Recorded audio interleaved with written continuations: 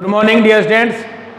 चौथी वीडियो के साथ में क्लास 12 सब्जेक्ट एग्रीकल्चर बायोलॉजी, इसमें हमने आपको पहला पार्ट चल रहा था पादप प्रजनन की विधियां और परिभाषा। तो पादप प्रजनन की विधियां चल रही थी, उसमें हमने आपको जनन द्रव के बारे में बता दिया था थोड़ा सा। तो जनन द्रव संग्रह है या जनन द्रव्य क्या है, जर्म प्लाज्म क्या है, उसकी विशेषताएं क्या है, पिछले टॉपिक में तीसरे टॉपिक में मैं आपको बता दिया था।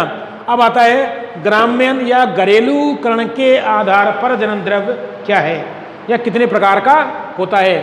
घरेलू कण या ग्राम्यन के आधार पर जनन द्रव्य के प्रकार, इसमें ध्यान देना निम्नलिखित दो प्रकार का होता है।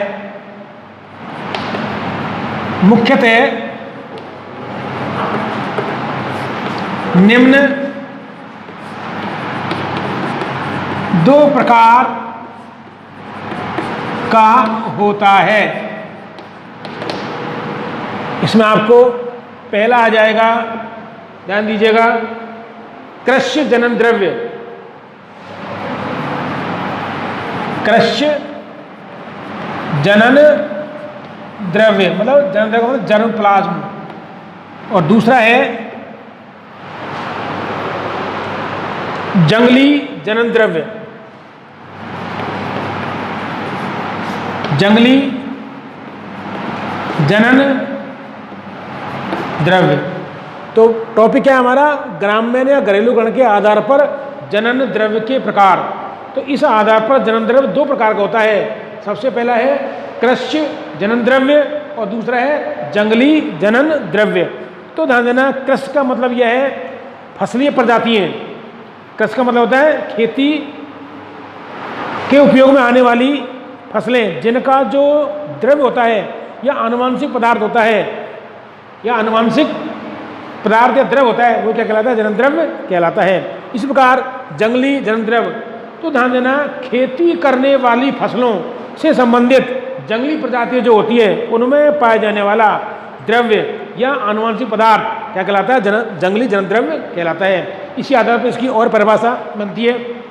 जैसे देखिए कि खेतों में उगाई जाने वाली प्रजातियां, खेतों में उगाई जाने वाली प्रजातियों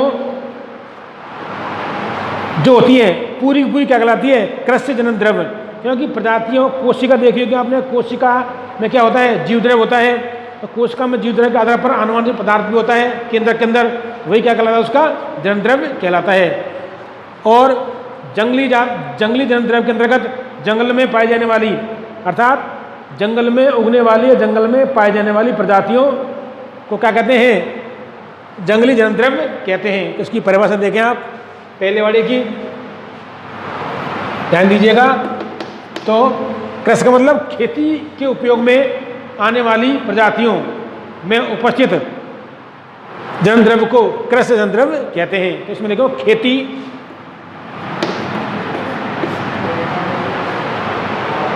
देखिए खेती या खेतों में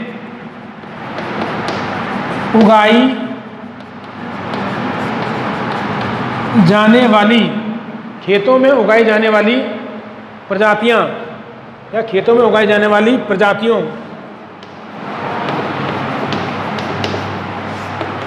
को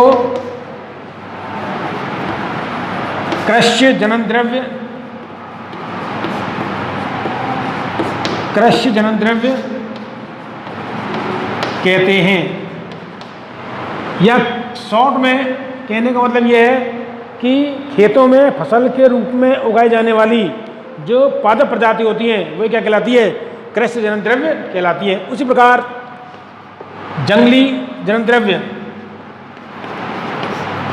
जंगली जनन द्रव्य, जनन द्रव्य से मतलब हमारा क्या है? फसल, जो फसली पादप होते हैं वो क्या कहलाते हैं? जनन द्रव्य कहलाते हैं। अब ध्यान देना, जो खेती के उपयोग में हमने फसल को लिया, यदि उसकी किस्म जंगल में पाई जाती है तो उसे क्या बोलते हैं? जंगली जनन द्रव्य। उसी समान प्रकार की किस्म। इसमें देखिएगा आप, इसमें आता है अगला कि जंगल में उगने वाली प्रजातियां, जंगल में उगने वाली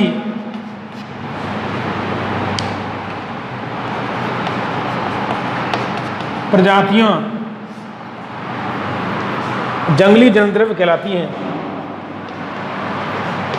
जंगली जननद्रव्य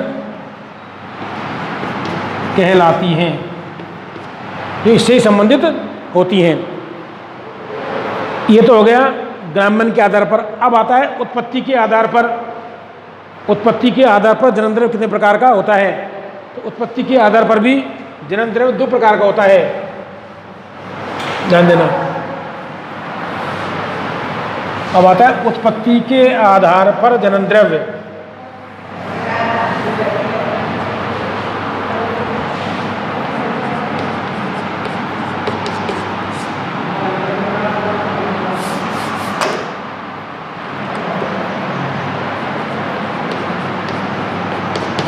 उत्पत्ति के आधार पर जननद्रव्य, इसमें देखिएगा उत्पत्ति के आधार पर भी जननद्रव्य 2 प्रकार का होता है। पहला होता है देशी जननद्रव्य और दूसरा होता है विदेशी जननद्रव्य। इसमें देखिएगा उत्पत्ति के आधार पर जननद्रव्य निम्न 2 प्रकार का होता है। पहला है देशी जननद्रव्य और दूसरा है विदेशी जननद्रव्य।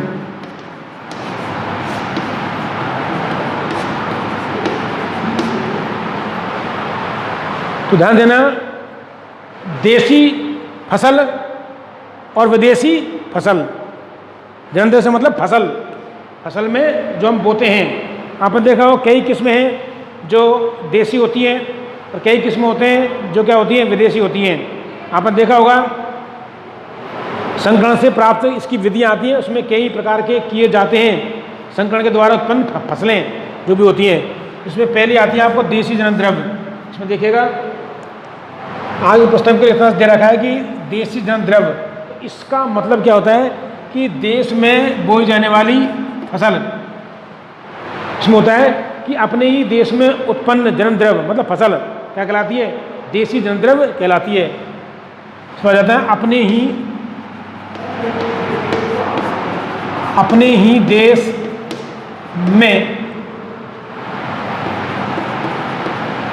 उत्पन्न, अपने ही देश में उत्पन्न जननद्रव्य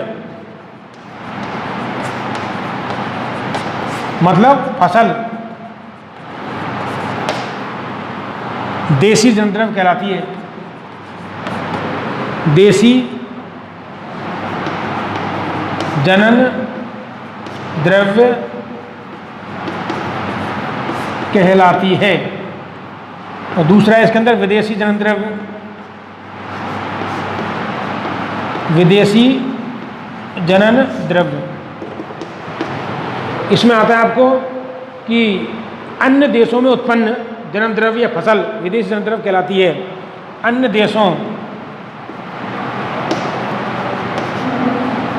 देशों में उत्पन्न जननद्रव्य या फसल विदेशी जननद्रव्य कहलाती है। एक तो स्वयं के देश में उत्पन्न होने वाली फसल होती है या जननद्रव्य, मतलब फसल को ही जननद्रव्य कहते हैं हम, जिसके अंदर पाए जाने वाले जो जीव होते हैं, जीन वगैरह होते हैं। और विदेशों में उत्पन्न की जाने वाली, नाम से ही प्रदत्त है विदेशी जननद्रव्य, विदेश में बोई जाने वाली फसल। और देशी जननद्रव्य अर्थात देश में, अब स्वयं के देश में उत्पन्न होने वाला जननद्रव्य फसल क्या कहलाती है, देशी जननद्रव्य कहलाती है। इसके बाद में एक हल्का टॉपिक था ये मात्र जननद्रव्य का, कि जननद्रव्य संग्रहण। तो जननद्रव्य संग्रहण, तो इसमें अभी संग्रहण नहीं आया है, तो आपके कोर्स में जननद्रव्य संग्रहण है। तो जननद्रव्य संग्रहण से पहले हमें यह पता होना चाहिए जननद्रव्य क्या है। जननद्रव्य इसे हम आनुवांशिक संसाधन भी कहते हैं। तो पादप प्रजनन की विधियां हैं ये दूसरी। पहली थी उसकी क्या बोलते हैं उसको, विभिन्नता। तो किसी फसल को प्राप्त करने के लिए या भिन्न भिन्न फसल को प्राप्त करने के लिए हमें जनन द्रव्य की आवश्यकता होती है, मतलब अनेक फसलों की। तो उसके संकरण के द्वारा फसलें उत्पन्न की जाती हैं। जैसे हमने कई हरित क्रांति के बाद में उसमें 1962 में हरित क्रांति आई थी नॉर्मन बोरलॉग के द्वारा, ध्यान देना, ई नॉर्मन बोरलॉग।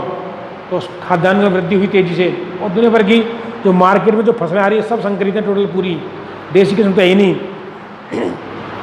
इसके बारे में अब आता है आपके जीन कोष। जीन कोष, जीन पूल क्या है? प्रत्येक जाति का जीन पूल निश्चित होता है, ध्यान देना। जैसे मटर का जीन कोष कितना होगा पता है क्या आपको? जीन कोष का मतलब होता है, चलो मानव का क्या होगा जीन कोष? मानव का जीन कोष होता है 46 जीन पूल, 46 गुणसूत्र पाए जाते हैं। उन 46 गुणसूत्रों पर कितने जीन पाए जाते हैं? 30,000 जीन। वो क्या कहलाएगा? जीन कोष कहलाएगा उसका। तो मटर में 14 पाए जाते हैं, 14 गुणसूत्र होते हैं मटर के अंदर। उसमें कितने जीन पाए जाएंगे ये देखेंगे हम। अगर टॉपिक है जीन कोष,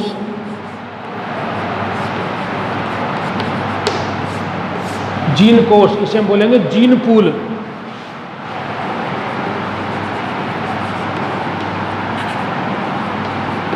प्रत्येक जीव का या प्रत्येक जाति का एक निश्चित जीन पूल होता है, जिसे निश्चित जीन कोष होता है, जिसमें जीन पाए जाते हैं।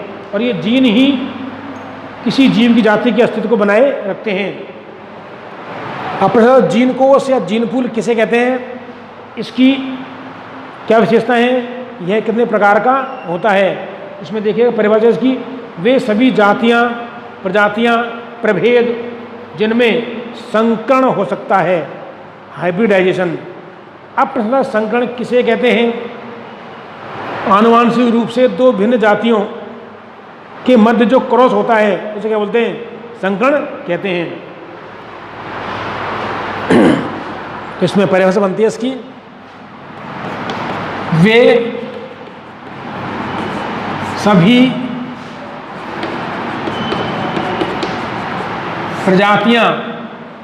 प्रजातियां या प्रभेद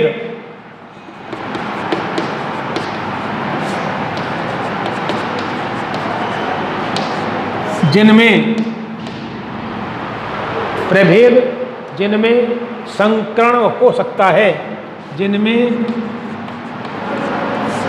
संकरण हो सकता है, जिनमें संकरण हो सकता है, तो उनमें पाए जाने वाले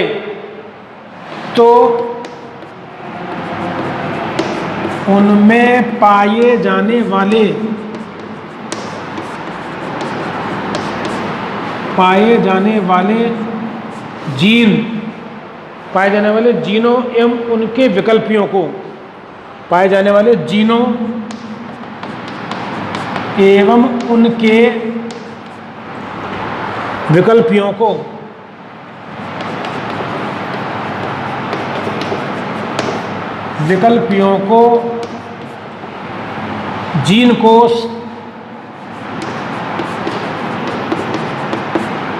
जीन कोष या जीन पूल कहते हैं। जीन पूल कहते हैं। तो ध्यान दीजिएगा कि वे सभी प्रजातियां या प्रभेद जिनमें संकरण संभव हो सकता है, संकरण जिनमें हम संकरण करा सकते हैं, चाहे वो कोई सी भी जाति हो, कोई सी भी प्रजाति का पादप हो या किसी भी फसलीय प्रजाति हो, और उनमें पाए जाने वाले जीन, यदि कोई जीव है या पादप है तो उसमें जीन पाए जाएंगे, और उनका जो विकल्प है, जीनों के विकल्पियों, पूरा क्या कहलाता है? जीन पूल कहलाता है। तो प्रत्येक जाति का एक निश्चित जीन पूल होता है।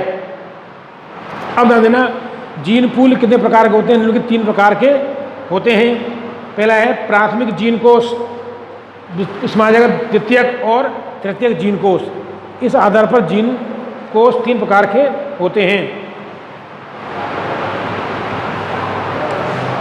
प्रभेद की बात आ रही है, प्रभेद, वैरायटी, खूब पढ़ा होगा आपने, और इस समय चल रहा है कि डेल्टा प्रभेद किसका? कोरोना का।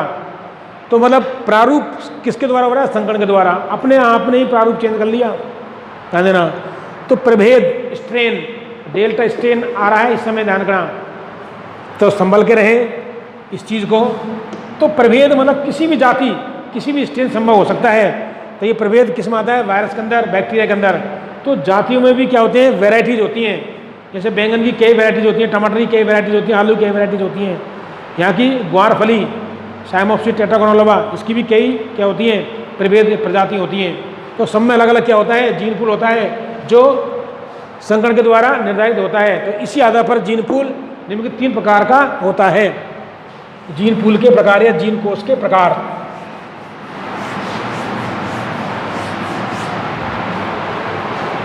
अब आता है आपको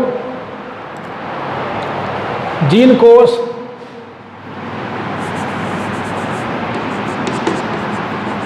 निम्नलिखित या निम्न 3 प्रकार का होता है। इसमें पहला है आपके प्राथमिक जीन कोष, प्राइमरी जीन पूल। प्राथमिक जीन कोष, इसमें आपके आ जाता है कि वे सभी प्रजातियां जिनमें संकरण होता है और उनसे उत्पन्न संकर जननक्षम होते हैं, अर्थात नई संतति उत्पन्न करने की क्षमता रखते हैं, तो वे प्राथमिक जीन कोष के अंतर्गत आते हैं।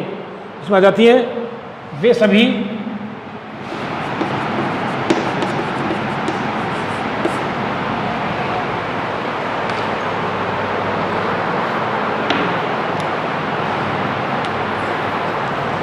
सभी प्रजातियां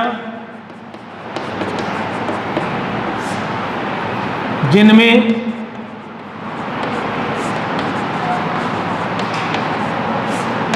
संकरण होता है, जिनमें संकरण होता है और उनसे प्राप्त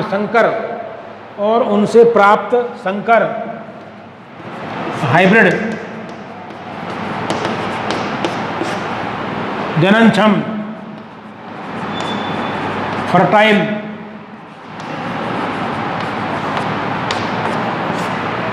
जननक्षम होते हैं,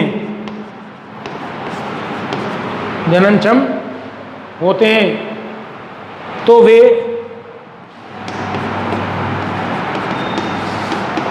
प्राथमिक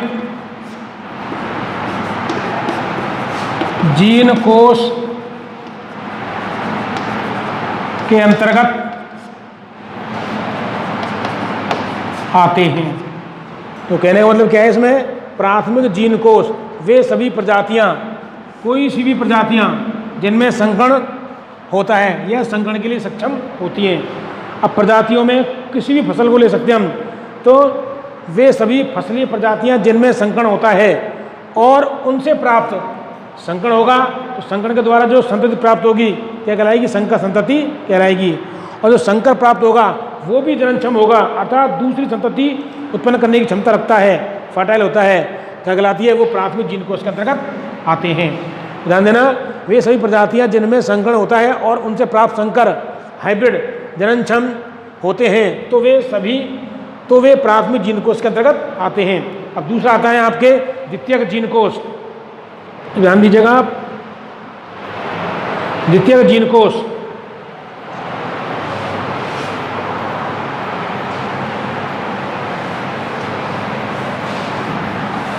सेकेंडरी जीन पूल।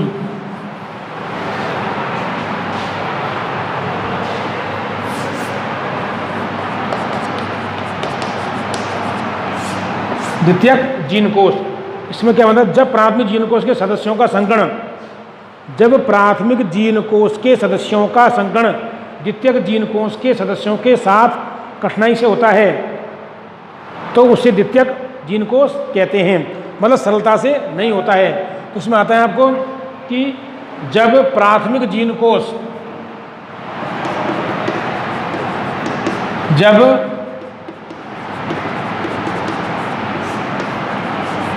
प्राथमिक जीन कोश के सदस्यों का, प्राथमिक जीन कोश के सदस्यों का संकरण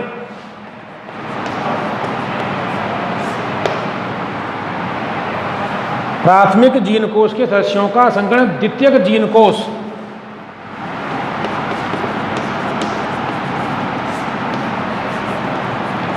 द्वितीयक जीन कोश के सदस्यों के मध्य, सदस्यों के साथ कठिनाई या कठिनाई से होता है तो उसे द्वितीयक जीन कोश कहते हैं। ध्यान देना, प्राथमिक जीन कोश जो ऐसे सदस्य जिनमें प्राथमिक जीन कोश होता है, जब उनका संकरण द्वितीयक जीन कोश के सदस्यों अर्थात द्वितीयक जीन कोश रखने वाले सदस्यों या फसलीय जातियों के साथ कराया जाता है और संकरण कठिनाई से होता है तो वो क्या कहलाता है? द्वितीयक जीन कोश कहलाता है। अर्थात बहुत ही कठिनाई। अब प्रश्न संकरण किसे कहते हैं? खूब पढ़ा हुआ मैं 10th क्लास के अंदर कि संकरण मेंडल वाले नियम में, मेंडल किसमें? मेंडलता में मैंने आपको आनुवांशिक रूप से भिन्न दो प्रजातियों के मध्य क्रॉस या संकरण को क्या बोलते हैं? संकरण कहते हैं। अब संकरण से प्राप्त जो जाति होती है उसे क्या बोलते हैं? हाइब्रिड, संकर संतति। तो यही तो हो रहा है यहाँ पर कि कोई भी फसल है उसको हम उसके जीन जो कोश होता है निश्चित होता है, उसका दूसरी जाति के जीन को साथ संकरण कराते हैं और जो नई जाति बनती है। अब प्रश्न ये उठता है कि संकरण ढंग से होता है या नहीं होता है? ये तो आसानी से हो जाता है तो क्या कहलाएगा? प्राथमिक जीन कोश, और कठिनता से होता है द्वितीयक जीन कोश कहलाएगा। ध्यान देना, इसके अंदर ये था द्वितीयक जीन कोश संकरण से उत्पन्न F1 संकर। आगे देखो, द्वितीयक जीन कोश से उत्पन्न जो संकर होगा क्या कहलाएगा? वो F1 संकर। द्वितीयक जीन कोश के संकरण से उत्पन्न, द्वितीयक जीन कोश के संकरण से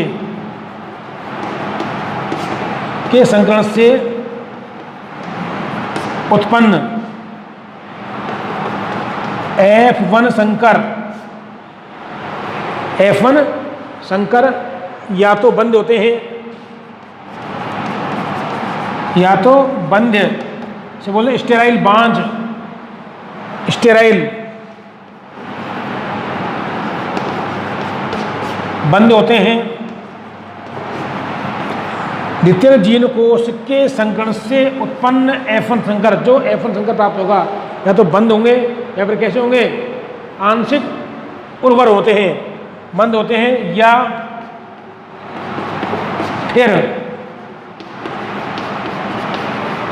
आंशिक उर्वर मतलब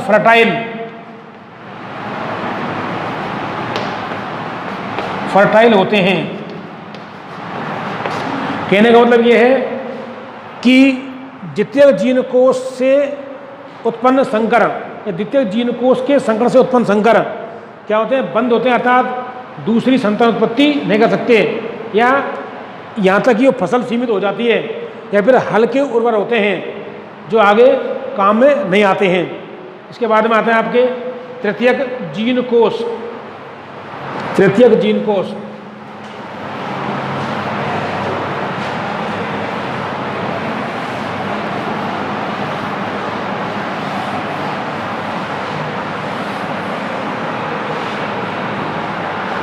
तृतीयक जीन कोश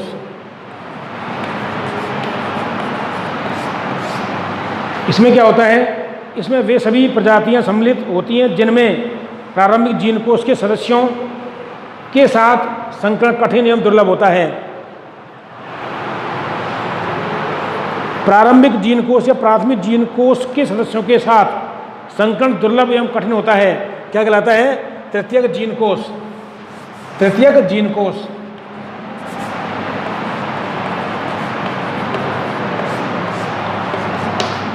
देखिए, इसमें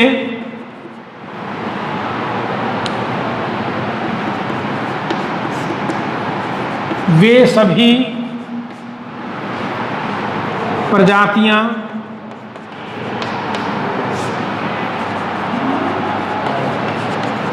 सम्मिलित होती हैं। इसमें वे सभी प्रजातियां सम्मिलित होती हैं जिनका प्रारंभिक जीन कोष जिनका प्रारंभिक या प्राथमिक जीन कोष प्रारंभिक जीन कोष प्रारंभिक जीन कोष के सदस्यों के साथ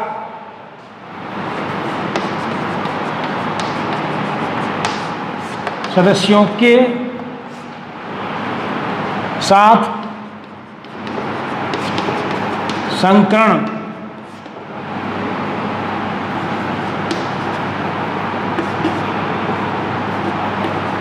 कठिन एवं दुर्लभ होता है। इसमें अर्थात क्या है, तृतीयक जीन कोष में वे सभी प्रजातियां सम्मिलित होती हैं जिनका प्रारंभिक जीन कोष या प्राथमिक जीन कोष के सदस्यों के साथ संकरण हाइब्रिडाइजेशन कठिन एवं दुर्लभ होता है, तो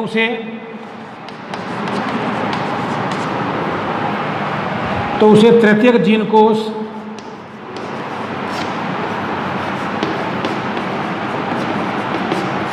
कहते हैं। तो उसे तृतीयक जीन कोष कहते हैं। ध्यान देना, इससे प्राप्त संकर भी बंद होते हैं। इस संकरण से प्राप्त संकर संतति भी बंधे स्टेराइल होती है, मतलब आगे फसल उत्पन्न नहीं कर सकती। तो ये 3 प्रकार के जीन कोष बताए गए थे फसलों में जो संकरण से प्राप्त होते हैं। इसके बाद में जो आपकी वास्तविक विधि है वो आती है जीन या जनन द्रव्य संग्रहण। तो जनन द्रव्य संग्रहण या संरक्षण, इसमें देखिएगा आप